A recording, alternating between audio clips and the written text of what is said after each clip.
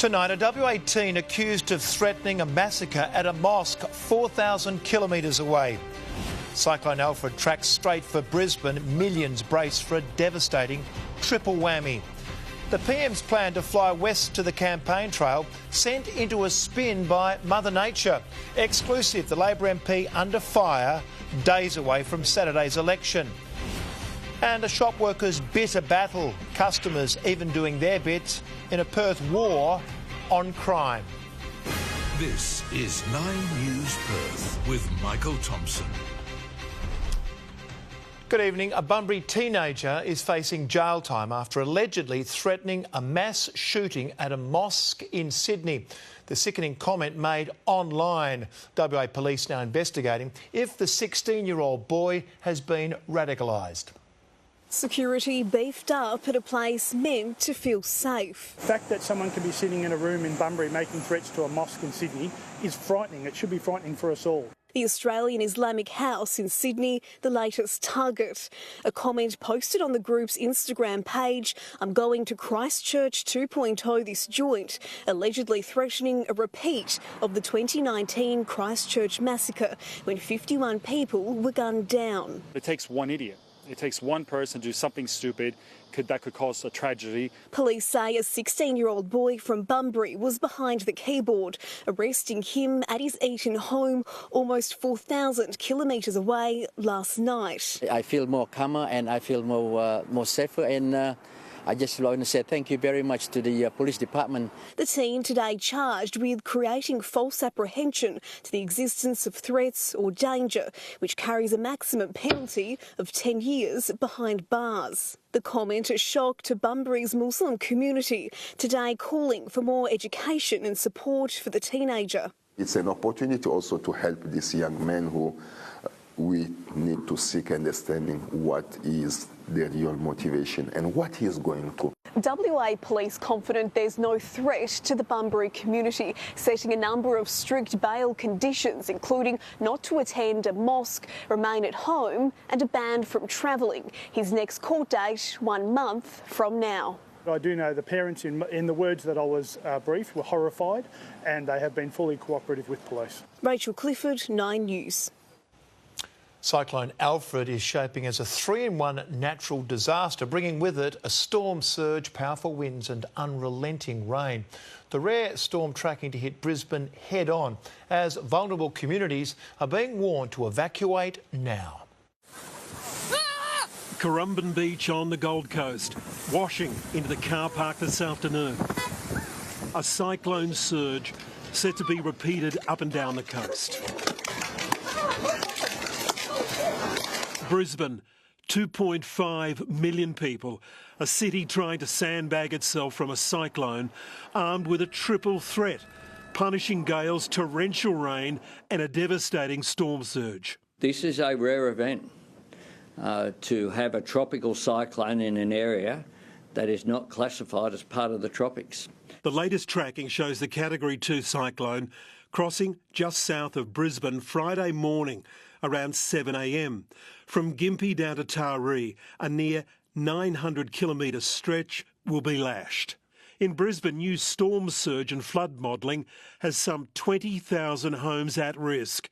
Areas like Oxley and Windsor, low-lying suburbs and those near creeks, Boondall, Wilston and Rockley, before and after.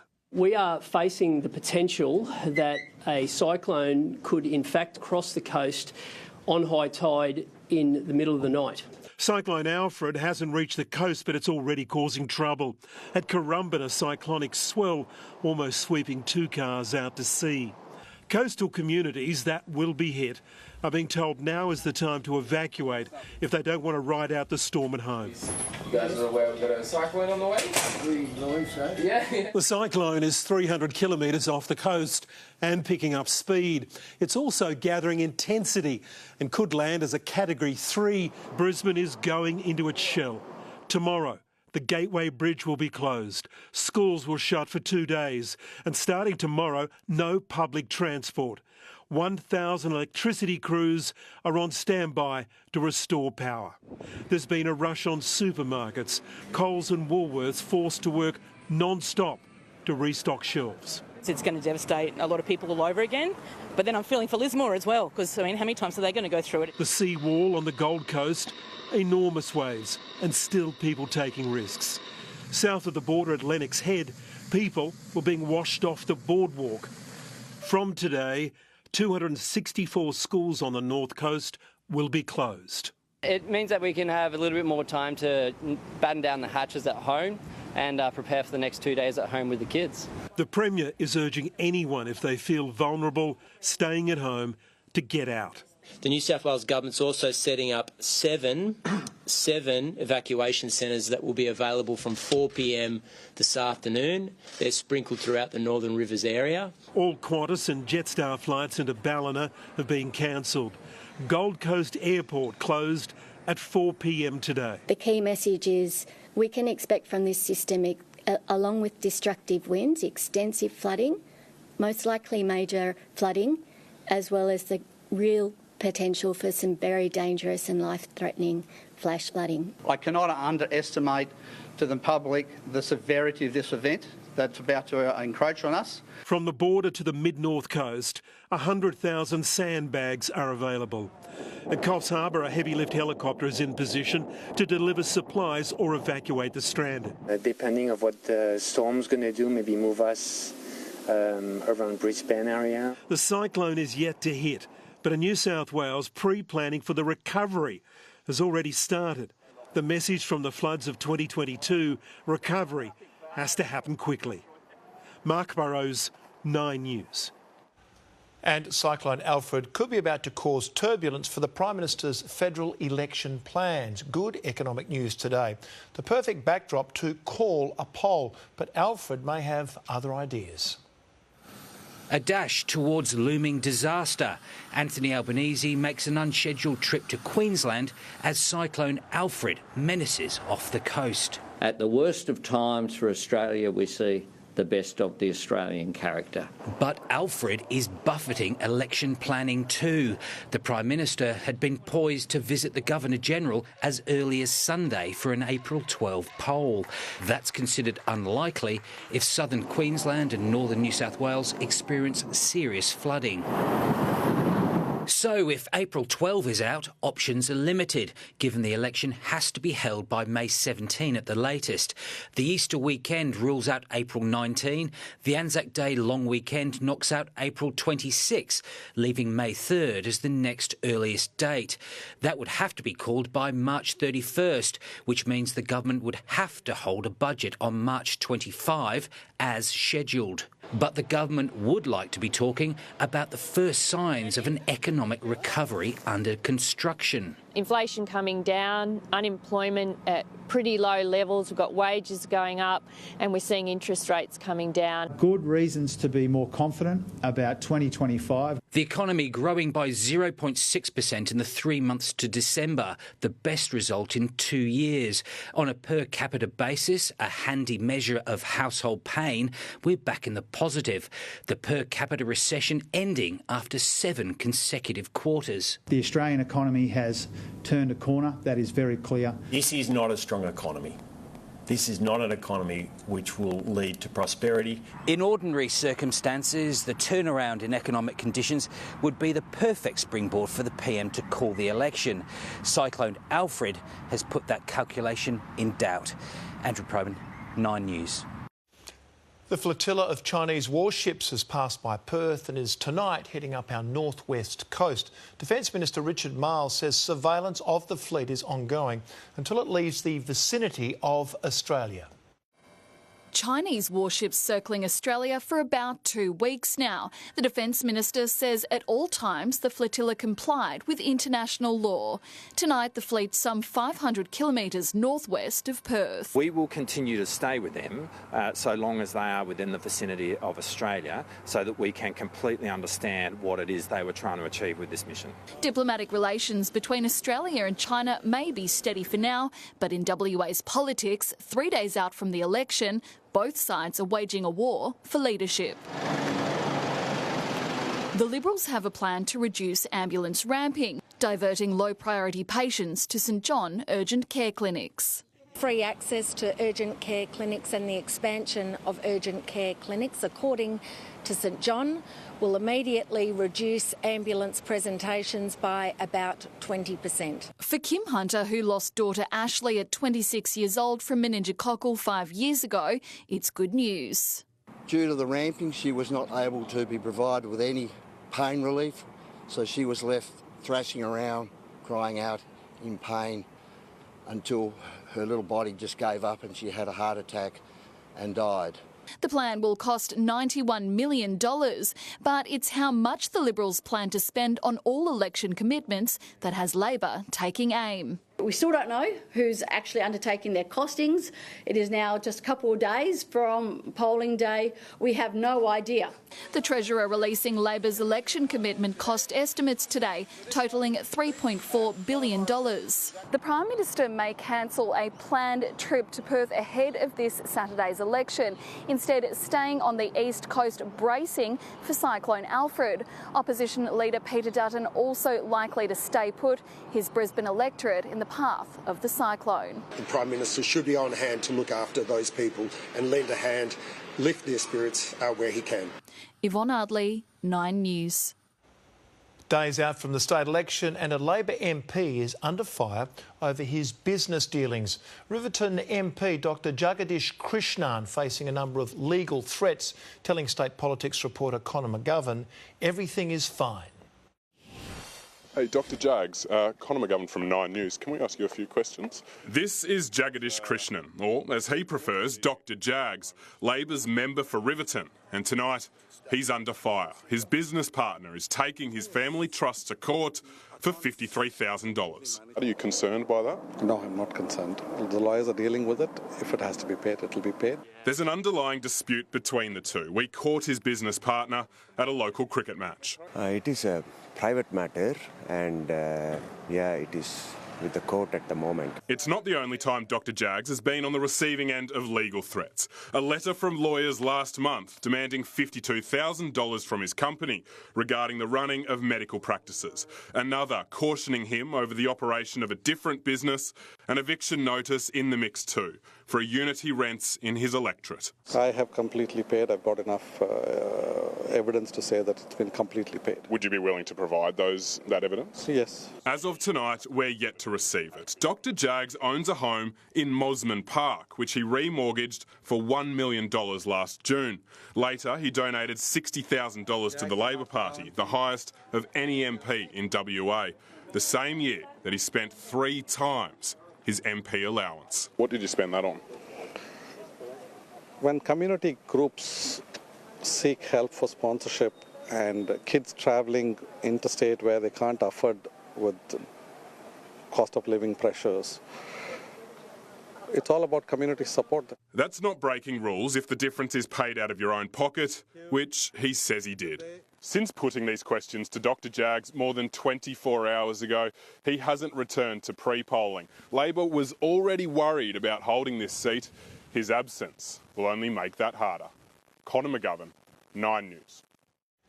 Cassius Turvey's classmate has testified he brought a knife to the Middle Swan paddock where he and several students were confronted by 3 of the boys' alleged killers. The teen told the court he saw Cassius Turvey get hit with a metal pole more than 20 times in October 2022. 3 men and 1 woman have pleaded not guilty to murder. A Belia supermarket owner fed up with daily shoplifting is speaking out after one of his staff was repeatedly assaulted trying to stop a thief. It was all caught on camera with an elderly bystander stepping in to ward off the attack. Not just 1, but 3 punches to the head. That's what this worker copped after confronting a woman for stealing. It happened at IGA in Belia yesterday afternoon. The woman, who'd been previously banned from the store, was approached by the worker and asked to leave. But she wasn't going quietly, pushing the staff member into a salad bar, throwing goods at her head, eventually leaving, only to return minutes later armed with a glass bottle. Get out of here. That's when an elderly customer with a cane stepped in. He's a hero. He's really good. He'll help us out. You don't want to walk into your local supermarket and see violence and see someone getting away with stuff.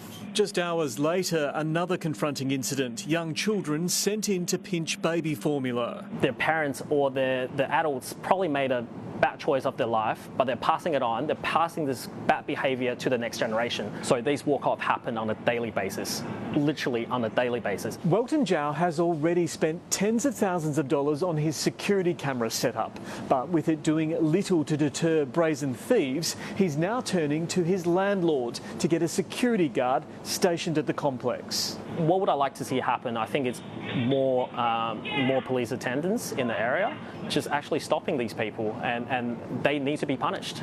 Jamie Freestone, 9 News.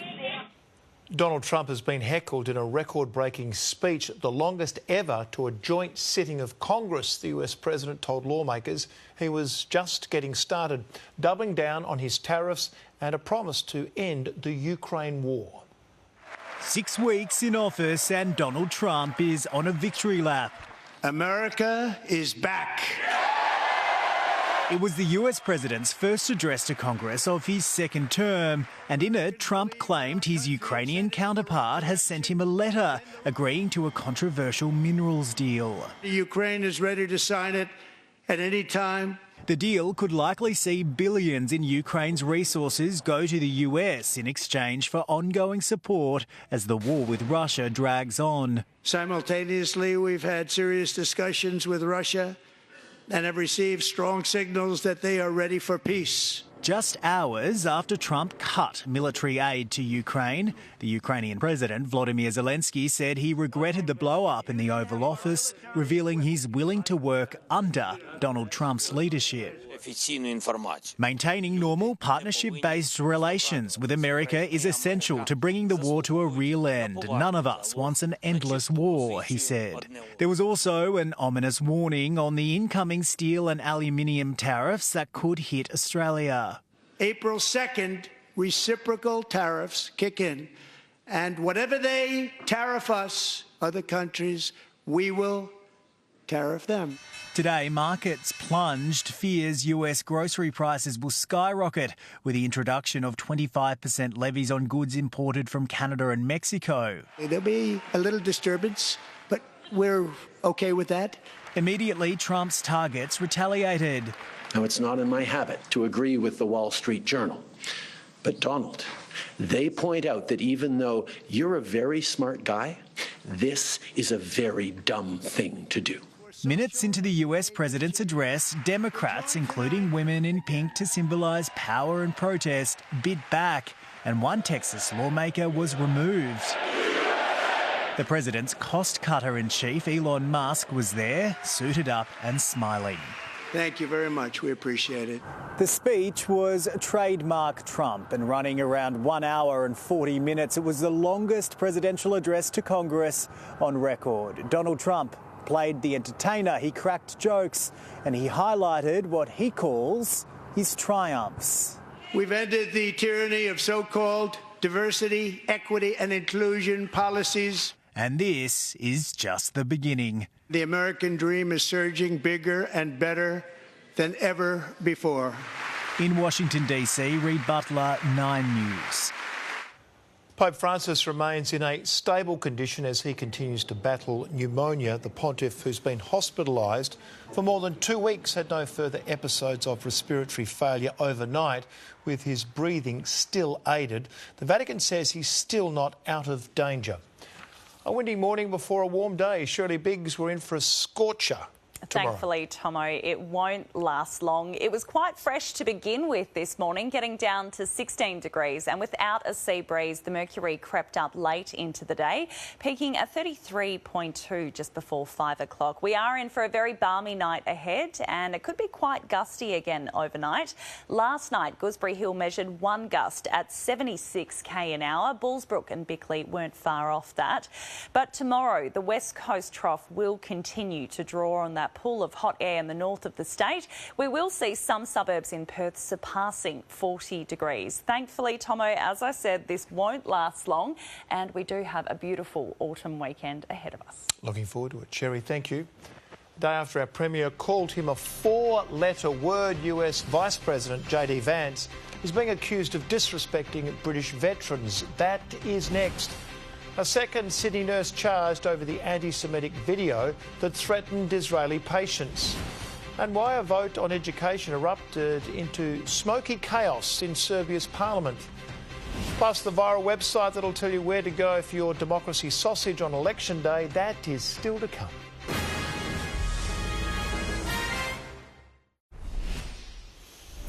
A second nurse is now charged over a vile anti-Semitic rant at a Sydney hospital. 27-year-old Ahmad Rashad Nadir is charged with using a carriage service to menace, harass or offend and possessing a prohibited drug. Both nurses are set to face court on March 19.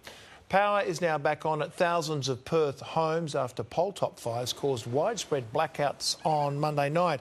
At the peak, more than 40,000 customers were in the dark. Western Power has more than 800 homes left to restore. The US Vice President is accused tonight of disrespecting British veterans, appearing to suggest they haven't fought in a war in decades. Diplomatic tensions as the King praises the British military during a rare tour on board a warship. The King touching down on HMAS Prince of Wales, a rare trip to a Royal Navy warship at sea. The monarch in military uniform speaking to sailors ahead of their deployment to Japan. Fondly recounting his own time serving, the King spoke about the current unstable state of the world in a week in which he met with a wartime president. Your deployment in the next month comes amidst new challenges in an ever-changing and more unpredictable world. And as King Charles celebrated UK servicemen and women, the US Vice President offended many, sparking outrage when he made these comments about security guarantees for the war in Ukraine. That is a way better security guarantee than 20,000 troops from some random country that hasn't fought a war in 30 or 40 years. The interpretation, those random countries, are the UK and France, given they publicly offered troops on the ground in Ukraine. Hundreds of British troops died fighting alongside the US in Iraq and Afghanistan. The former UK Veterans Minister calling JD Vance a clown, saying he needs to pull his head in. The VP is denying he was referencing the UK and France in his comments. In London, Jessica Millward, 9 News.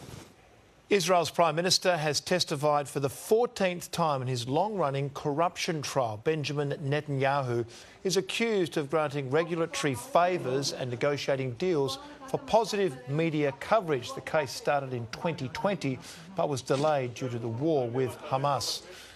Chaos broke out in Serbia's parliament with smoke bombs and flares thrown. Politicians were voting on increasing university education funding, but the opposition argues the current government has no authority to pass new laws. Eggs and water bottles also hurled. 3 people were injured. And drivers were forced to shelter as a massive dust storm swept across the southwest of the US. Large portions of New Mexico and Texas plunged into darkness for several hours, traffic grinding to a halt. Experts say the wall of dust as high as 150 metres. On the hunt for Perth's tastiest polling booth, that is ahead. The Perth mates delivering the sauce on where to snag your democracy sausage this Saturday. A crashing end to a pursuit in Midland, a helping hand for WA's young artists. And this year's HBF Run for a Reason T-shirt revealed. What do you think?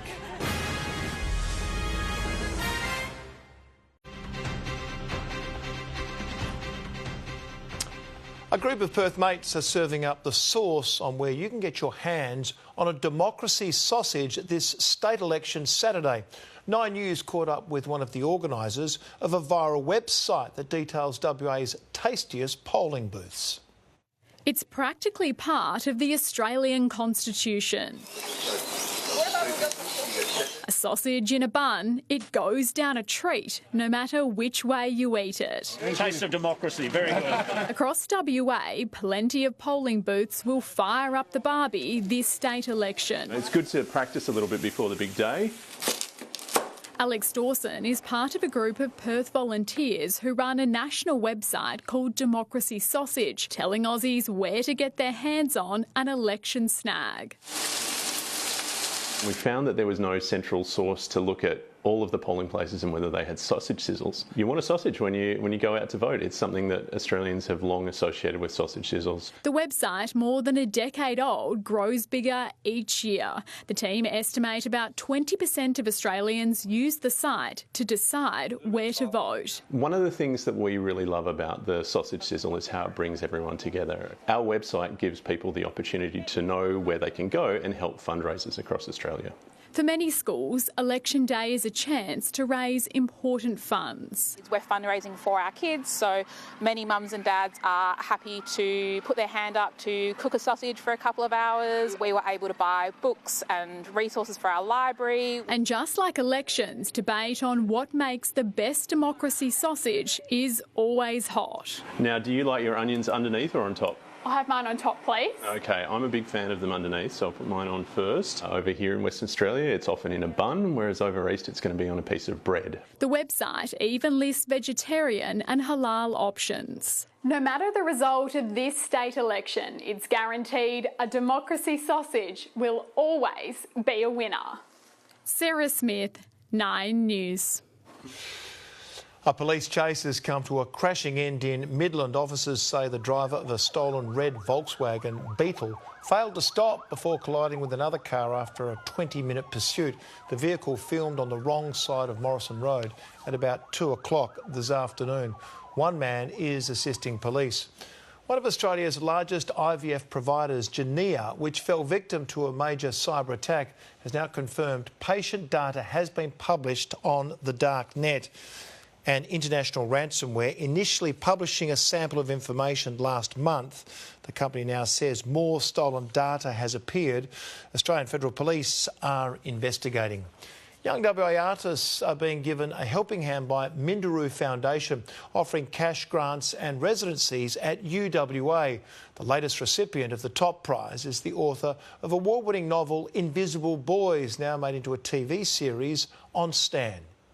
It's the groundbreaking WA novel turned TV series. The winds blow so hard even the trees can't grow straight. I never thought Invisible Boys would be a mainstream hit. It is a niche kind of thing. It's this very emotional gay novel. Once rejected by Australian publishers, Fremantle Press took a chance on author Holden Shepherd, and now the Minderoo Foundation has too. I had the great privilege of being able to ring Holden and let him know that he was the recipient of the $50,000, and it is such a joy to be able to share that news. Minderoo established the Artists Fund in 2020 to support locals achieve their creative goals. We wanted artists to be able to tell their stories in whatever medium that they were working in. Geraldton local Holden Shepherd has been awarded the highest honour, worth $50,000. It's a life-changing amount of funding for an author like me at my level to be able to focus solely on writing and editing my next book. That sequel well in the works. Yeah, The Boys has gone through 3 drafts, and the cash boost will hopefully launch it into publishing. This book is going to follow them as they become men and as they are in the city. It's going to be set in Perth. 9 mid-career WA artists will also benefit from the fund this year, receiving either $35,000 or a 6-week residency at a creative space at UWA's Forest Hall. I would encourage every artist out there, every writer who's eligible to go for the Minderoo Artist Fund. It is life-changing, this amount of money. Amber Wilkinson, 9 News. The new shirts for this year's HBF Run for a Reason have finally been revealed. Tracy, Sherry, Pav and Natalia helping launch the fresh design this morning, along with Mix 94.5's Pete and Kimber and Triple M's Zave and Katie. Runner Tina Ingram is raising money for motor neuron disease. My husband, who was an amazing runner, was diagnosed just over a year ago and lost his ability to run and is now in a wheelchair. Registrations are already open for the run on May 25 and we're looking forward to it here at 9. Easing the pain of frozen shoulder. After sport, the common treatment that could prevent an excruciating condition. And the NASA astronauts taking the long way home. How an 8-day trip turned into 9 months in space. But Matthew Pavlich, fresh from training for the HBF run for a reason, is here with Sport and Pav, a soft tissue setback for the Eagles. I'm going to have a soft tissue setback as well, just doing 12 Ks. No, it's not what they want on the eve of the season. Tomo, a high-flying forward, grounded. Ryan racing the clock for round 1 after a fresh injury issue. The wounded Wildcats give a frosty response on a star pair's future as the team touches down in Perth, and Josh opens up on his move east as he prepares to come up against some familiar faces.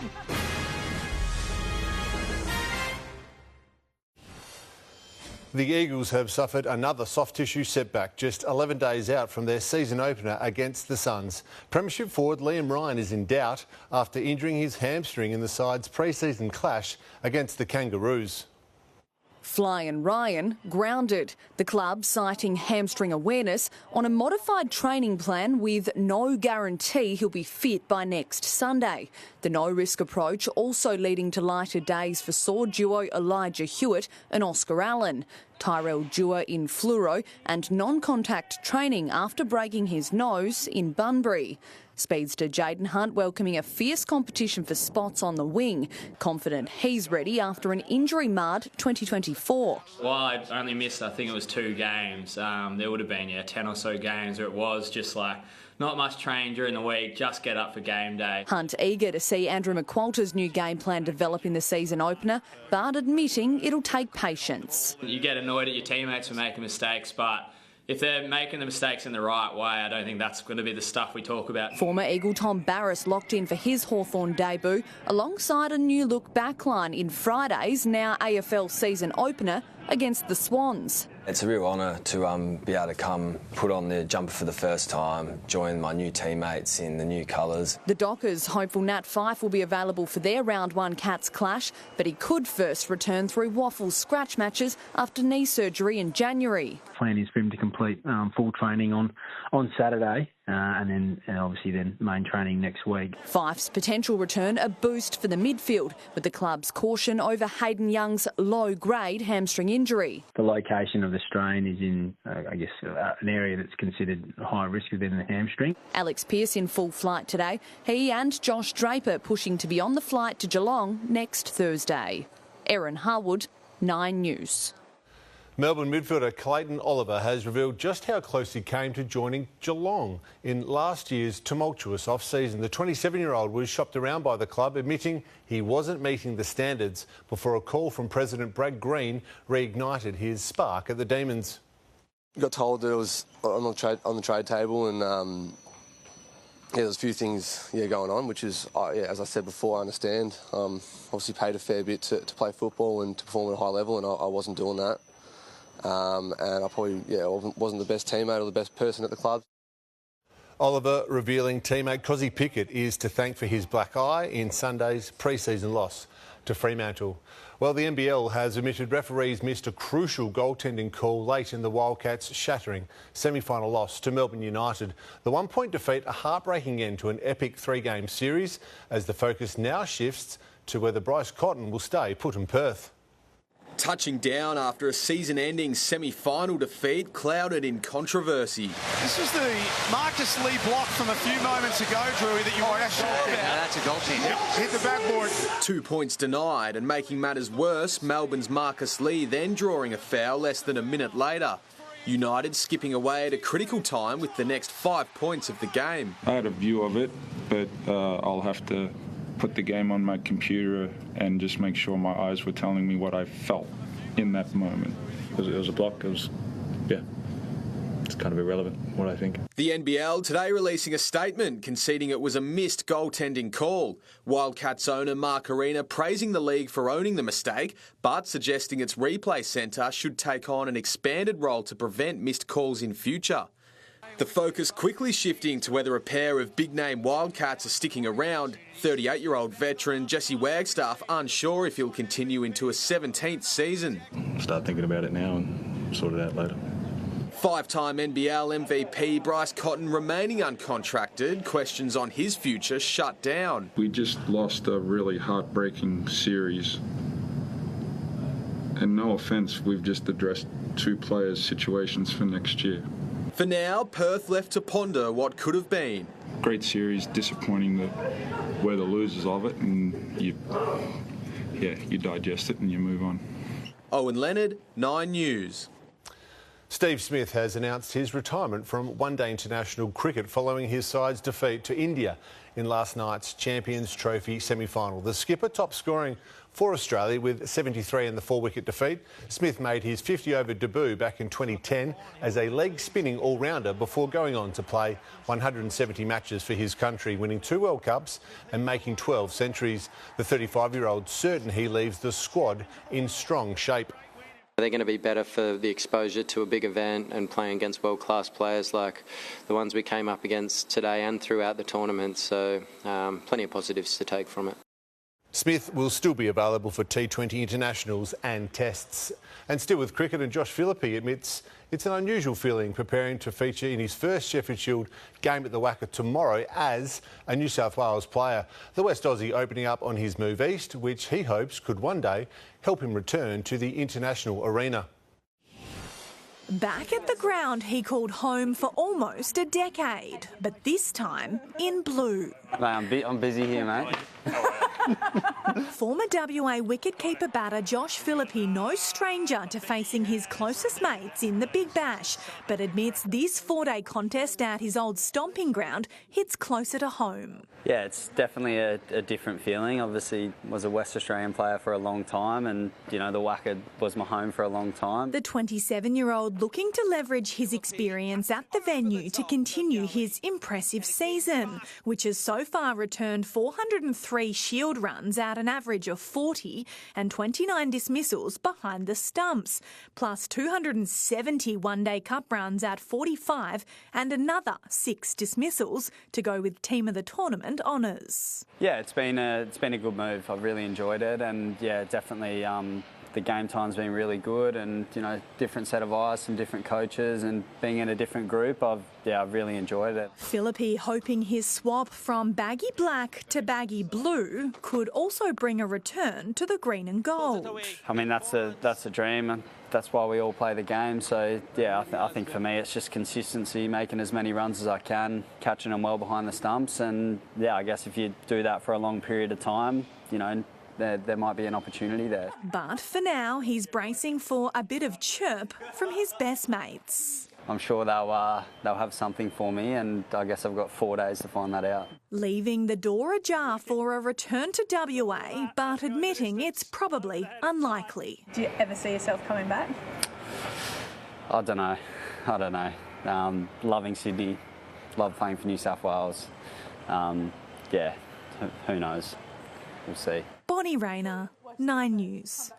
Sounds like he might be staying in Sydney. Tomo, Alex Scherri, Josh Inglis as well. A couple of players he needs to get past, but good luck to Josh. And the Wildcats, that was... Missed it. Very disappointing. That much. Matthew, thank you. Using a common drug to stop painful frozen shoulder. That is ahead. Now, after 270 days in space, it's nearly home time for 2 stranded astronauts. Then Sherry Summer is back for 1 day tomorrow. Tomo making a 1-day only appearance. It will start with very balmy conditions tonight and a near 40-degree day tomorrow. I'll tell you what to expect coming up soon.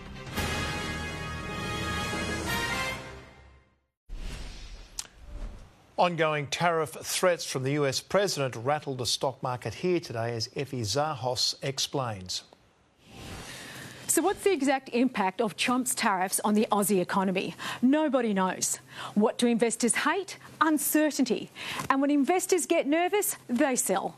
The ASX was down over 1% just after midday before a small late rally, wiping $20 billion from the market. If anything, the president's speech to Congress only intensified fears of a widening global tit-for-tat trade war. 9 of 11 sectors ended in the red, with supermarkets leading the losses, though both Coles and Woolies were ex-dividend. BHP and Rio Tinto up slightly off the back of news that China will splash some stimulus cash to help its economy. And insurer QBE was down with Cyclone Alfred fast approaching. And our Aussie dollar, well, it continues to be under pressure, down against all major currencies. Effie, thank you. Let's take a look at the price of unleaded petrol across Perth tomorrow. The average will decrease by 8 cents a litre to $1.87.7, but you can find it cheaper on Guildford Road in Bassendean, on William Street in Beckenham, And on O'Connor Road in Stratton, diesel will remain steady at $1.87.2 a litre. For the first time, doctors are trialling a commonly used eye injection to prevent the onset of frozen shoulder. They say they're seeing more cases of the debilitating condition, which mostly affects women. Catherine Crouch can't raise her arm any higher than this. The pain starts to kick in down here. She can barely move it backwards, making simple tasks like dressing impossible. About a week and a half ago, it became what I would describe as excruciating pain. And I thought, oh no, here we go again. Another bout of frozen shoulder, this time on her right side. When you examine them, you feel like they've got end-stage arthritis. They should have no joint lining. It should be completely bone to bone. But it's not. The x-rays are completely normal. For most patients, frozen shoulder or adhesive capsulitis can last 2 years. Starting with the freezing stage, stiffness and pain, corticosteroid injections offer some relief. In the frozen stage, pain eases, but there's little movement. Only when it finally thaws, physiotherapy can help. There's nothing at the moment that changes the natural history of this condition. So they're now looking at the source of the pain.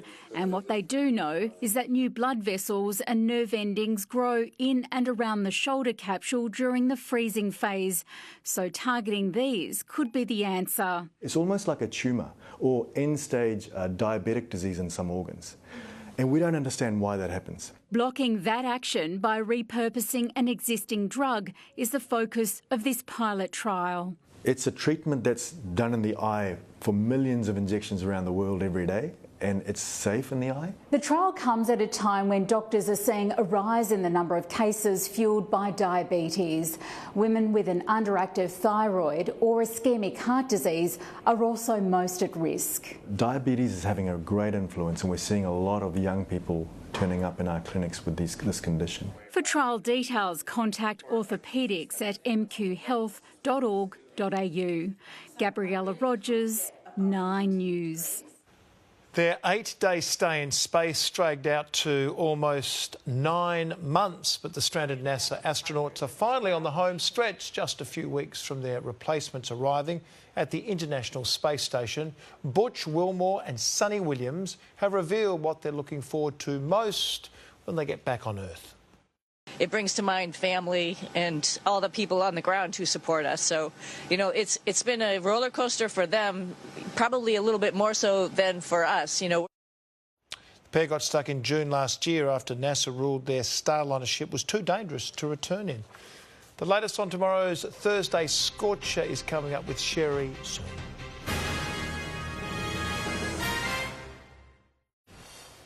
Welcome back. Well, today was just a little teaser of what's to come. Following a fresh start this morning, it heated up across Perth, peaking at 33 degrees late this afternoon. We are in for quite a balmy night. It's still hovering just under 31 at the moment. Now, the latest on Cyclone Alfred, as the system is sitting 360k offshore of Brisbane. It's set to make landfall in the early hours of Friday morning, with damaging to destructive winds possible and daily rainfall totals between 200 and 400 millimetres. As it moves over land, it will decay rapidly. Now, tomorrow, Brisbane could expect winds to reach 130 kilometres an hour and up to 50 mil of rain. Sydney is getting some residual showers, just 7 millimetres and a top of 27. Cooling down in Melbourne, cloudy and 25. Looking around WA now, not much relief for the north from this prolonged heat wave. The northwest peninsula is likely to experience extreme heat wave conditions tomorrow, a top of 43 degrees in Exmouth, and the south of the state will feel the heat. Northern looking at 40 degrees. There is a strong wind warning in place for Albany and Esperance Coast. Now, it's perfect conditions to be out on the water in Perth. Easterlies at 15 to 20 knots. That will tend northeasterly in the late morning. Seas and swell both sitting low. It is likely to be gusty again for those in the hills and foothills of Perth tomorrow morning. Winds could reach 70k an hour, a top of 39 to follow for Kalamunda, and and Midland and Armidale both heading for 40 degrees. Closer to the city, the sea breeze should come through late in the day, but a very warm start to the day at 24 degrees, and we should hit a top of 39 in the late afternoon. Thankfully, the temperature is due to drop after that. We have some pleasant autumn days ahead of us. 31 degrees on Friday, 29 on Saturday. Nights a touch cooler and days hovering in the low 30s to start next week. But on Wednesday, it is looking a little bit cloudy, maybe a shower, and a top of just 28 degrees. So stay cool tomorrow because, Tomo, we do have some better days ahead. Weekend is looking good. Sherry, thank you. That is 9 News for this Wednesday, March 5. Thanks for your company. Current Affair is next. Enjoy your evening. Good night.